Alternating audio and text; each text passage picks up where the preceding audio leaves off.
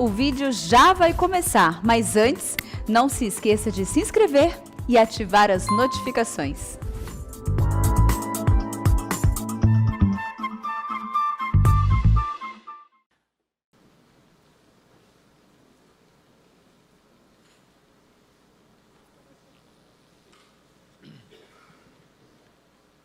Irmãos queridos, nós vamos abrir a palavra de Deus na carta de Paulo aos Efésios, capítulo 2. Efésios, capítulo 2, versos de 1 a 10.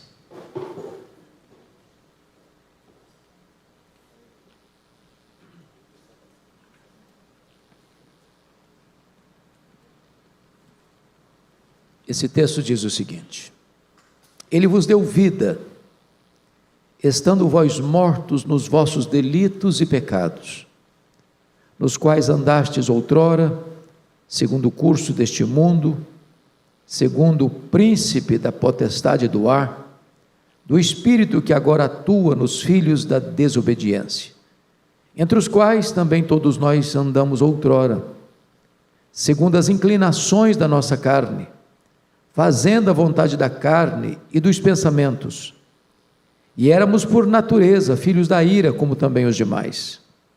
Mas Deus, sendo rico em misericórdia, por causa do grande amor com que nos amou, e estando nós mortos em nossos delitos, nos deu vida juntamente com Cristo.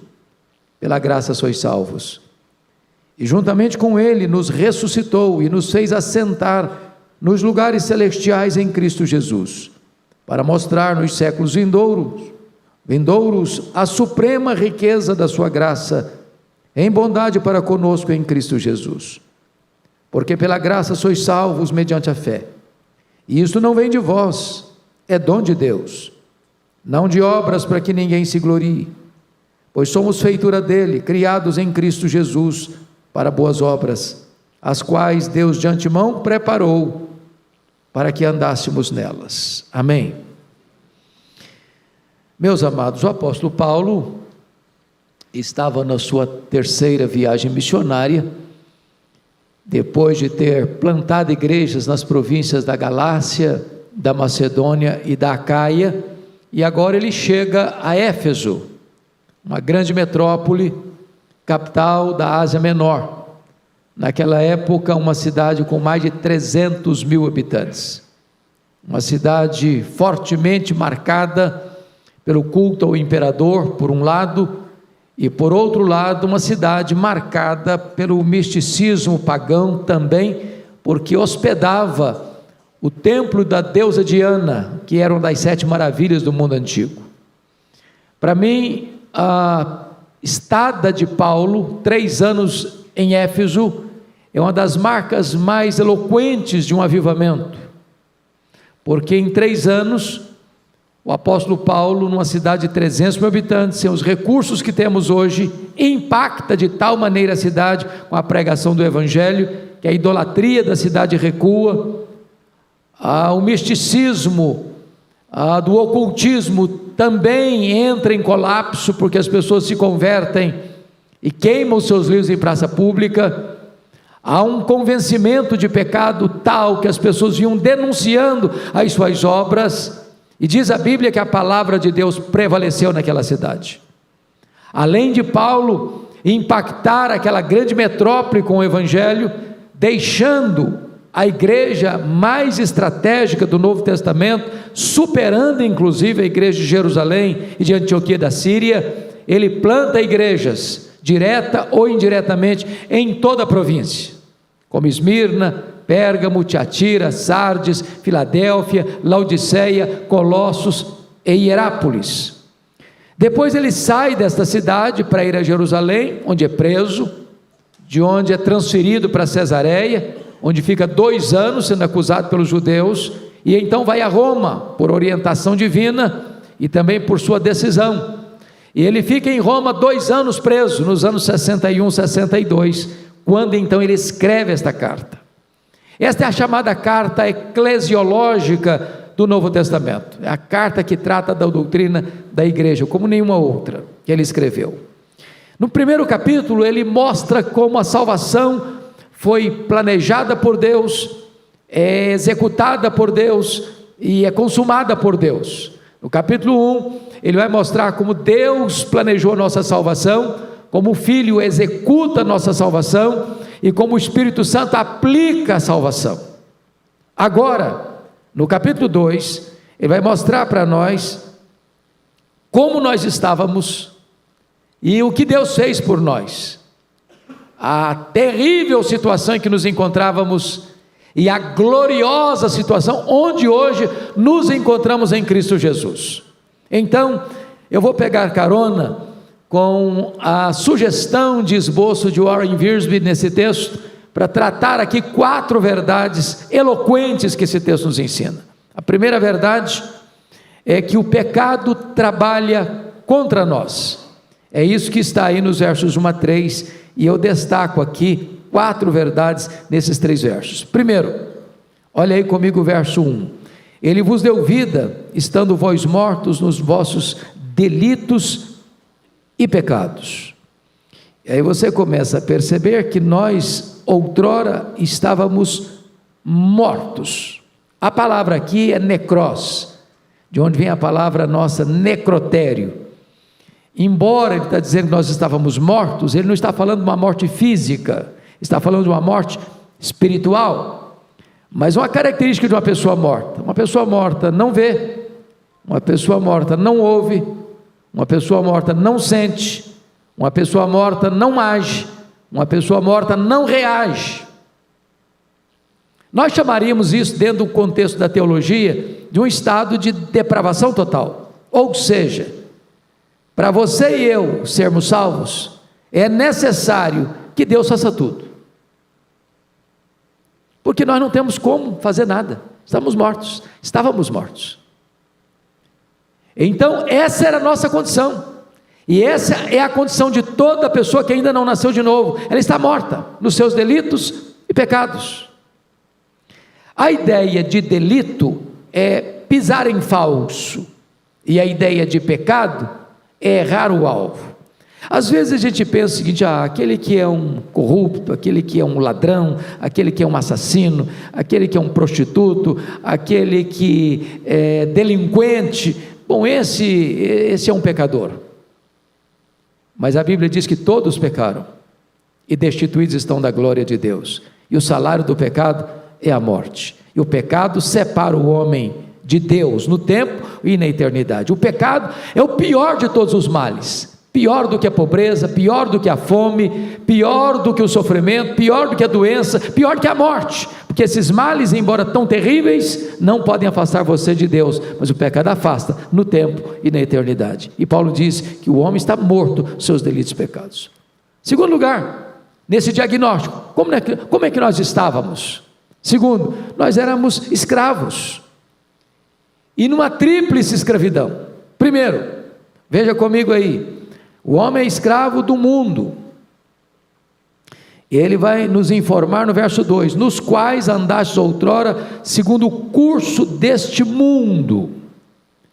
O curso aqui é segundo os ditames, segundo o domínio deste mundo. Agora, entendendo o mundo não como natureza, mundo sistema, posto no maligno, mundo que tem outros valores, mundo que tem outra cosmovisão, mundo que não se adequa aos princípios de Deus.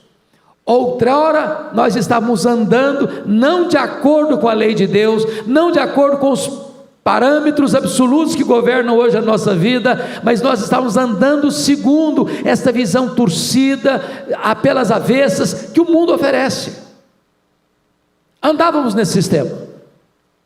Quando você olha hoje as pessoas aplaudindo aquilo que é vergonhoso, quando você olha hoje as pessoas aprovando aquilo que deviam reprovar, quando você olha hoje as pessoas não tendo vergonha, nem qualquer pejo daquilo que é vergonhoso, éramos nós, antes da nossa conversão. As pessoas são escravas desse sistema.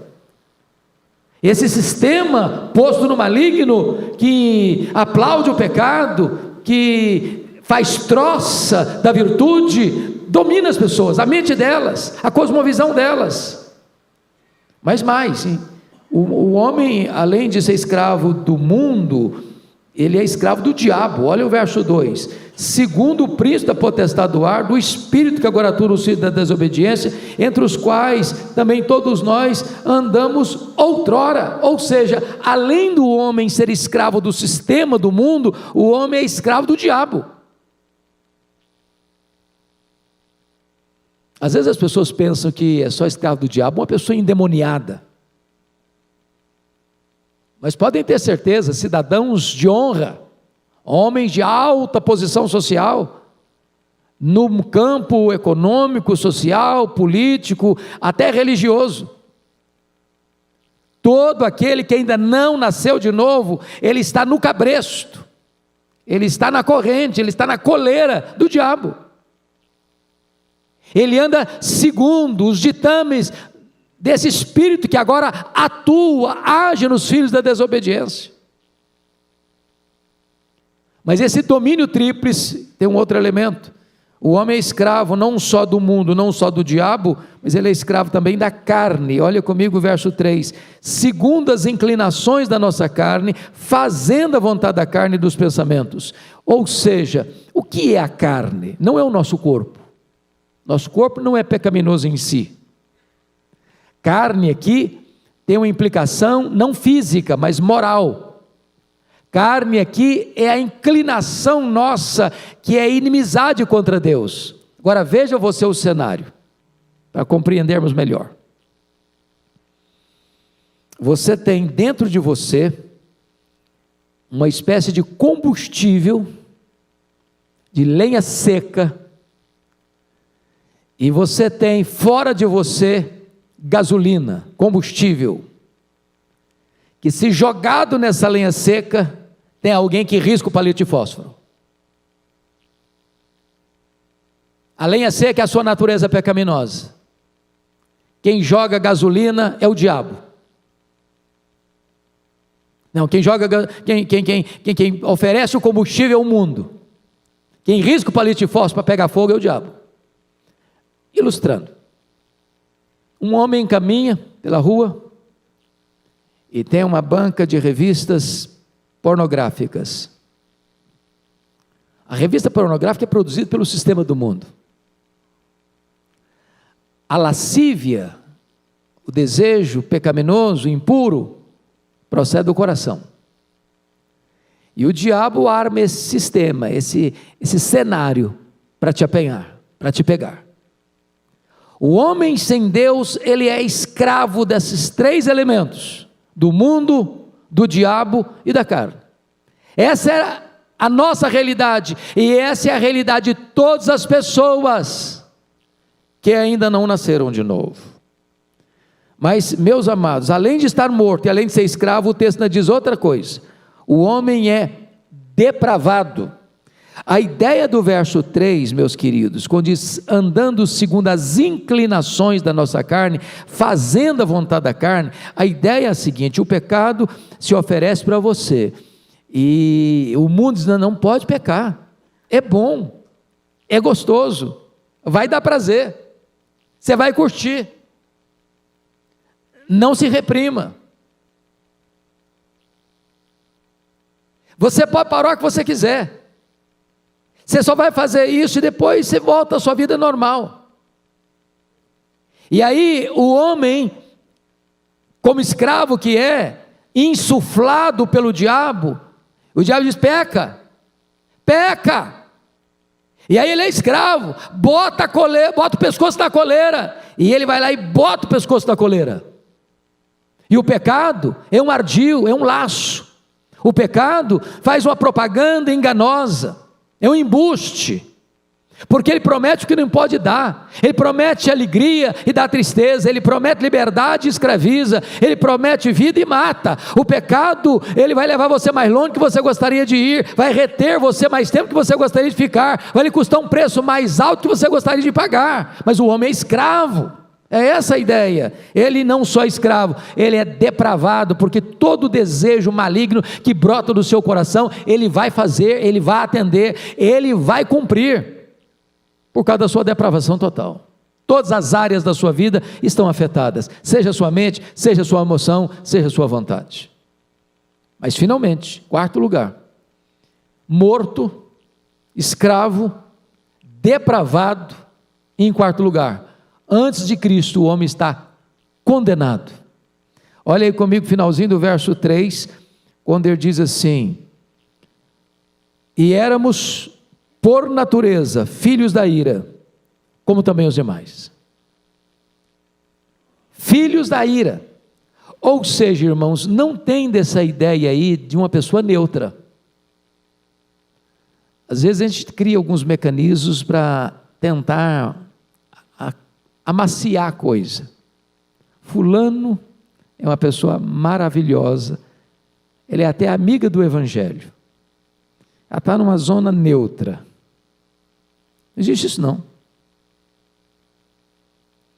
Todo ser humano, antes da sua conversão, ele é um filho da ira, ele está condenado, ele está morto, ele é escravo, ele é depravado, e ele está condenado. Se nós não entendermos a gravidade do pecado, nós não teremos necessidade de quê? De um Salvador.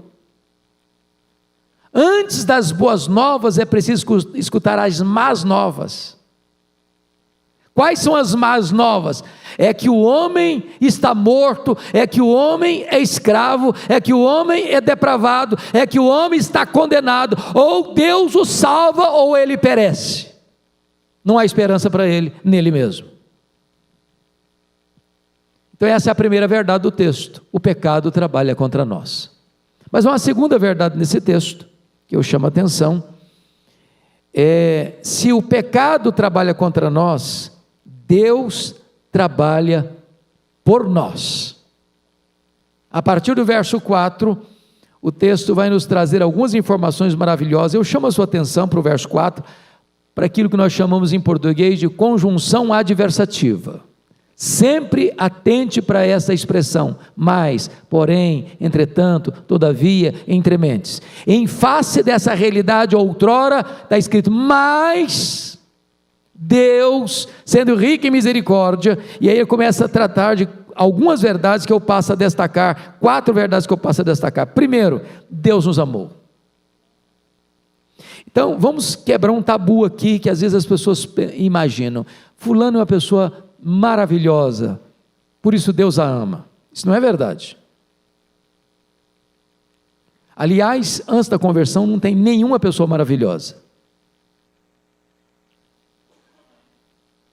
A Bíblia diz que Deus nos amou quando nós éramos fracos, quando nós éramos ímpios, quando nós éramos pecadores, quando nós éramos inimigos de Deus. Ele nos amou. Em outras palavras, a causa do amor de Deus por nós não está em nós, está nele. Deus não nos amou porque encontrou em nós, viu em nós coisa bonita para nos amar. Ele nos amou apesar de quem nós éramos. Apesar desta triste realidade, deste sombrio diagnóstico, Deus nos amou. É o que está escrito no versículo 4: sendo rico em misericórdia, por causa do grande amor com que nos amou, Deus amou o mundo de tal maneira que deu o seu Filho. Esta é uma verdade extremamente importante, irmãos. Segunda verdade que o texto nos diz, olha o versículo 5: e estando nós mortos em nossos delitos, nos deu vida juntamente com Cristo. Pela graça sois salvos, juntamente com Ele nos ressuscitou. Essa é uma verdade muito forte, porque salvação é um grande milagre. É um grande milagre. Nós olhamos, por exemplo, os 7 milagres que Jesus realizou no Evangelho de João, transformando água em vinho, curando o filho do oficial, curando o paralítico de Betesda, multiplicando pães e peixes, andando sobre o mar, curando um cego de nascença. Mas o Evangelho de João vai nos levando a uma apoteose, mostrando que o maior milagre público foi a ressurreição de Lázaro. Mas eu quero dizer para você que toda pessoa convertida passou por uma ressurreição. Estávamos mortos e Ele nos deu vida, e Ele nos ressuscitou. Você hoje é nova criatura, você recebeu um novo coração, uma nova mente, uma nova vida, uma nova família, uma nova pátria, uma nova herança, um novo nome. Louvado seja Deus. Você hoje faz parte da família de Deus. Mas há uma terceira coisa no texto. Além de Deus nos amar e nos ressuscitar, diz o texto que Deus nos exaltou. Olha o versículo 6, parte B. E nos fez assentar nos lugares celestiais em Cristo Jesus. Então, veja a viagem que você vai fazer da sepultura para o trono.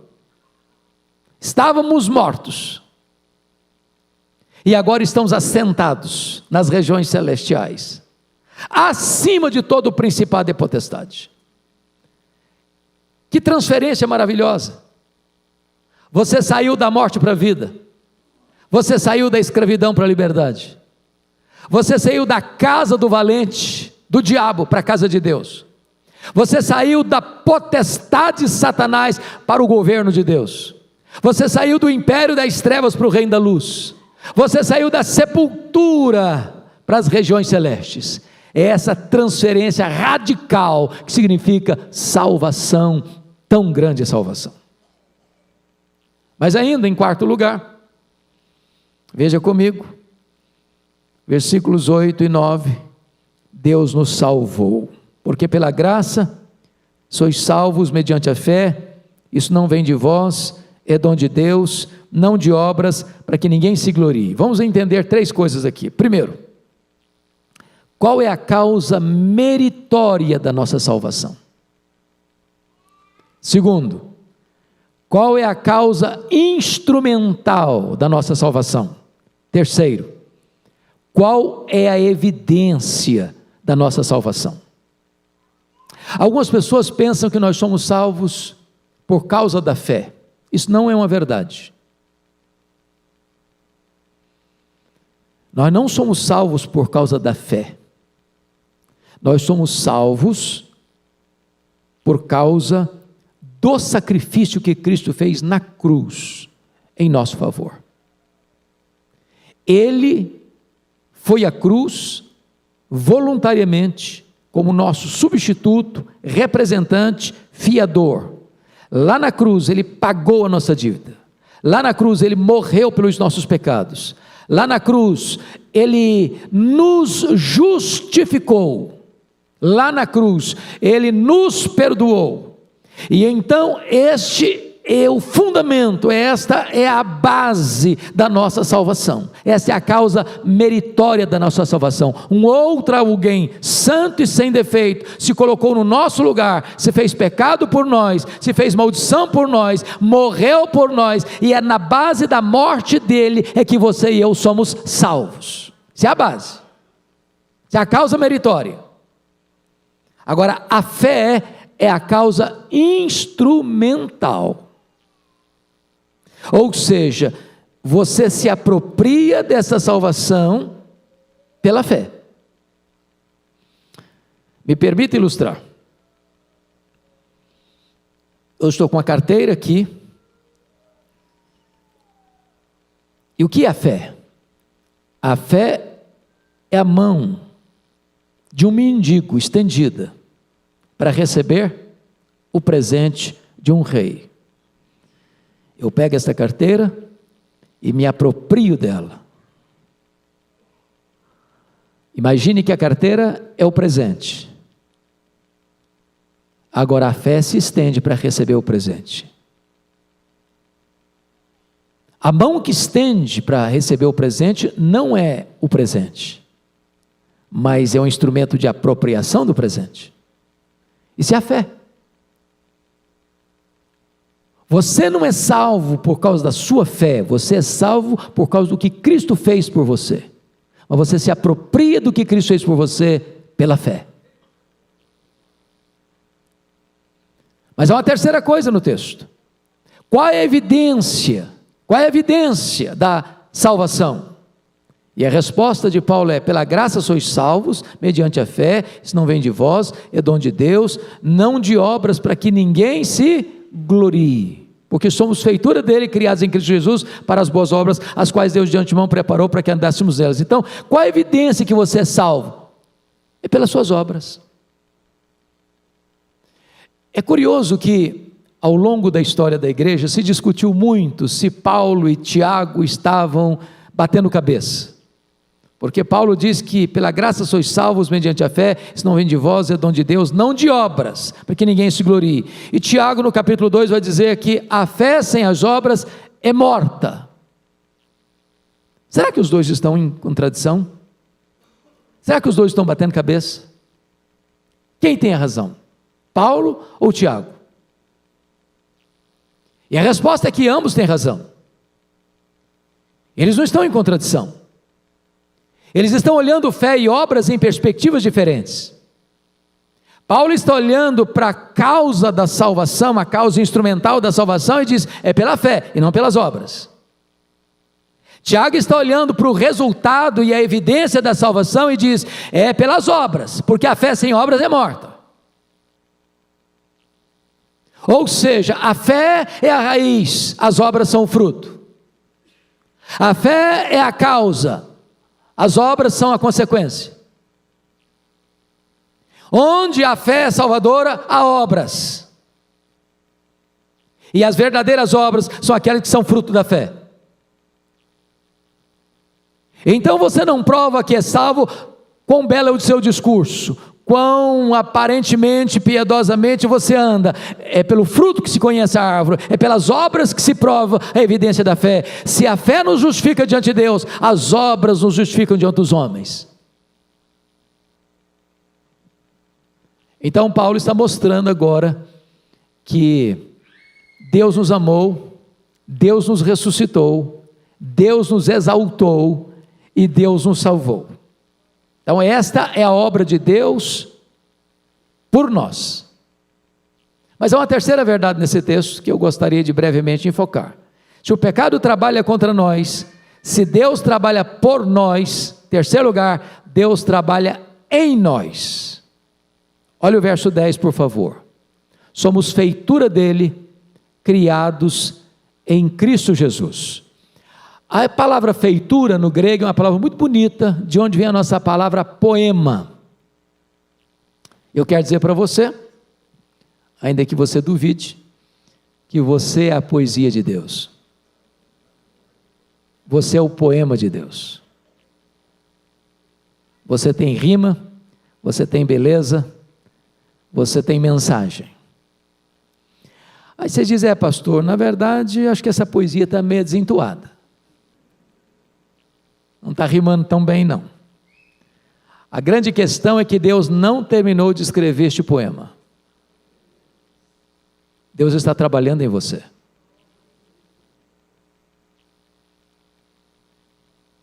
E às vezes, irmãos, nós olhamos para nós mesmos e ficamos perplexos. Porque penso eu que um crente de verdade, ao se olhar no espelho, ele não diz assim, que obra maravilhosa que Deus fez. Eu sou fantástico. Sou maravilhoso. Deus acertou em cheio quando me escolheu. Porque teria cometido um erro estratégico se não tivesse me escolhido. Olha que coisa linda que sou eu. Só um louco faria isso. Qual a reação que você tem quando você se olha no espelho da palavra? Tem misericórdia de mim, Senhor. Tem misericórdia de mim. Não é assim mesmo? Quanto mais perto de Deus você chega, mais você reconhece que é pecador. Quanto mais perto da luz você chega, mais você reconhece as máculas da sua vida. Mas eu preciso dizer que você é o poema de Deus. Deus está trabalhando em você. Aliás, a Bíblia diz que Deus predestinou você para você ser parecido com Jesus, ser conforme a imagem de Jesus, porque o Senhor não apenas decidiu levar você para o céu, mas decidiu mais, transformar você à imagem do Rei do céu. A Bíblia diz que o Senhor Deus está transformando você de glória em glória, na imagem de Cristo, como pelo Senhor o Espírito Santo. E às vezes, Deus vai quebrando as quinas, usando lixa grossa, ou passando a borracha, até concluir essa obra. E quando essa obra estiver concluída, nós vamos resplandecer Jesus. Nós vamos ter um corpo semelhante ao corpo da glória do Senhor Jesus.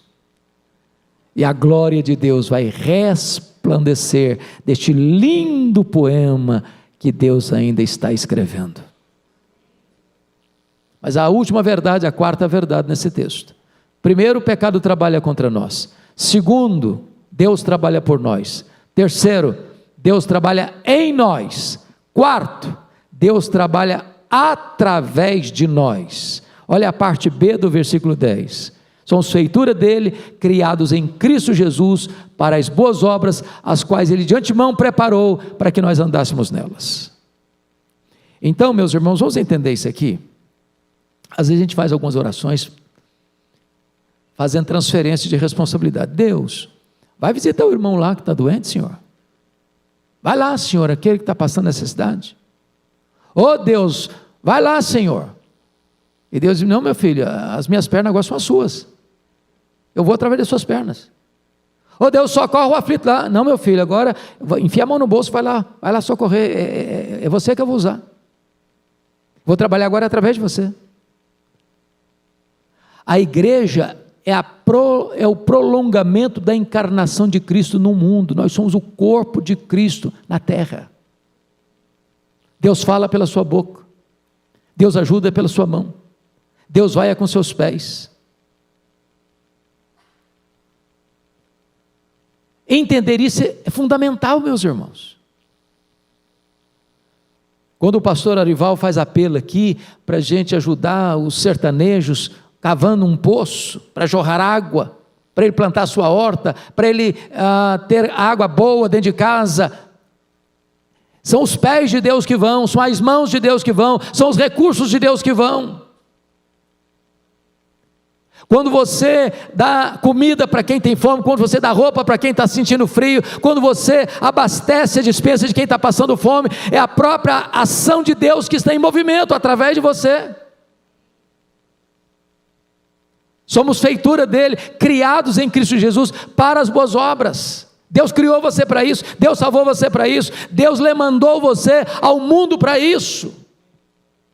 Não há dicotomia, não há separação entre obra missionária e socorro aos necessitados. Leia atentamente a sua Bíblia e você verá isso. Ao mesmo tempo que você prega o Evangelho, você socorre o aflito. Ao mesmo tempo que você dá pão para quem tem fome, você traz assistência físico, material, trazendo conforto, consolo, ajuda e socorro ao necessitado. Essa é a igreja de Deus. Salva não pelas obras, mas para as obras. Agora notem vocês que estas obras são preparadas de antemão para andarmos nelas. Ou seja, tudo provém de Deus, irmãos. Tudo foi planejado por Deus. É Deus quem planejou sua salvação, é Deus quem executou a sua salvação, é Deus quem consuma a sua salvação, é Deus quem salvou você, não pelas obras, mas para as obras, e Ele já preparou de antemão para que você ande por esse caminho, mostrando ao mundo que você foi salvo pela fé, e a evidência disso é que você pratica boas obras. Que Deus nos abençoe. Vamos repetir essas 4 verdades? Primeiro, o pecado trabalha contra nós. Vamos lá? O pecado trabalha contra nós. Segundo, Deus trabalha por nós. Terceiro, Deus trabalha em nós. Quarto, Deus trabalha através de nós. Agora todos juntos, o pecado trabalha contra nós. Deus trabalha por nós. Deus trabalha em nós. Deus trabalha através de nós.